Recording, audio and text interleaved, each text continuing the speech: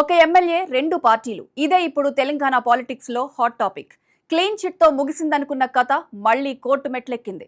ఇక్కడ ట్విస్ట్ ఏమిటంటే ఎమ్మెల్యేగా ఉండగానే ఎంపీగా పోటీ చేశారన్న ఆరోపణ.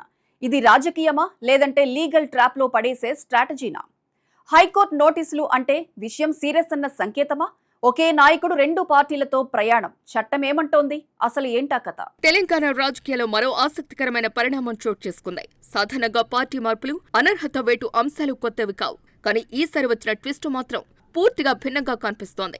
ఒకవైపు ఇప్పటికే అనర్హత వేటు అంశం చర్చలో ఉండగా ఇప్పుడు మరో కొత్త కోణం చేరటంతో ఈ వ్యవహారం మరింత సీరియస్ గా మారింది. దాను నాగేందర్ 2023 అసెంబ్లీ ఎన్నికల్లో బీఆర్ఎస్ తరపున ఖైరతాబాద్ నుంచి పోటీ చేసి విజయం సాధించారు. ఆ సమయంలో ఆయన బీఆర్ఎస్ లో కీలక నేతగా కొనసాగారు. కానీ తర్వాత రాజకీయ పరిణామాలు మారాయి. అధికారంలోకి వచ్చిన కాంగ్రెస్ పార్టీకి ఆయన దగ్గరయ్యారు. ఈ మార్పు వెంటనే రాజకీయంగా చర్చకు దారితీసింది. ముఖ్యంగా పార్టీ మార్పు నేపథ్యంలో ఆయనపై అనర్హత వేటు వేయాలంటూ బీఆర్ఎస్ వర్గాలు పిటిషన్లు దాఖలు చేశాయి. ఈ పిటిషన్లపై వివాదం సుప్రీంకోర్టు వరకు వెళ్లింది. సుప్రీంకోర్టు ఆదేశాల మేరకు స్పీకర్ విచారణ చేపట్టారు. చివరకు స్పీకర్ ప్రసాద్ కుమార్ మొత్తం 10 మంది బీఆర్ఎస్ ఎమ్మెల్యేల విషయంలో క్లీన్ చిట్ ఇవ్వడం ద్వారా ఈ అంశం కొంతవరకు ముగిసినట్టే అనిపించింది. అయితే ఈ కథ ఇక్కడితో ఆగలేదు. ఆ తర్వాత కొత్త మలుపు తిరిగింది.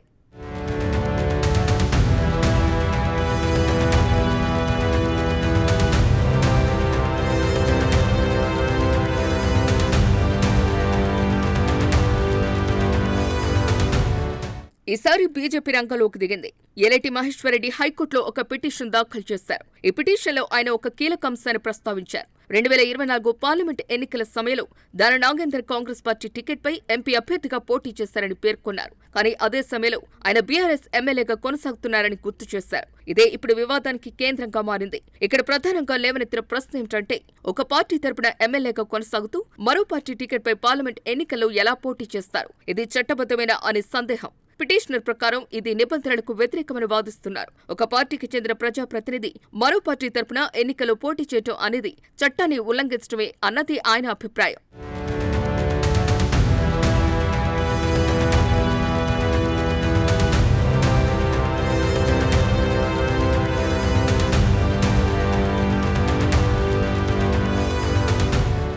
అంతేకాదు, దాను నాగేందర్ ఎంపీగా నామినేషన్ దాఖలు చేసిన రోజు నుంచి ఆయనపై అనర్హత వేటు అమలు కావాలని కూడా కోర్టును అభ్యర్థించారు. గతంలో ఇలాంటి కేసులో సుప్రీంకోర్టు కఠినంగా స్పందించిందని, కొన్ని తీర్పులు కూడా ఉన్నాయని పిటిషన్లో ప్రస్తావించారు. దీంతో ఈ వ్యవహారం కొత్త మలుపు తిరిగింది. ఈ పిటిషన్ను పరిశీలించిన తెలంగాణ హైకోర్టు ఈ విషయాన్ని సీరియస్ గా తీసుకుంది. దాను నాగేందర్ తో పాటు అసెంబ్లీ సచివాలయ కార్యదర్శికి కూడా నోటీసులు జారీ చేసింది.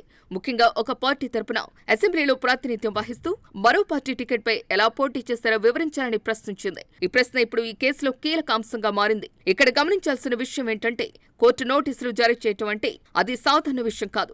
అంటే కోర్టు ఈ పిటిషన్లో ఉన్న వాదనను సీరియస్ గా పరిగణిస్తున్నట్టు అర్థం. అలాగే పిటిషనర్ చేసిన అభ్యర్థనను కూడా కోర్టు పరిగణలోకి తీసుకుంది.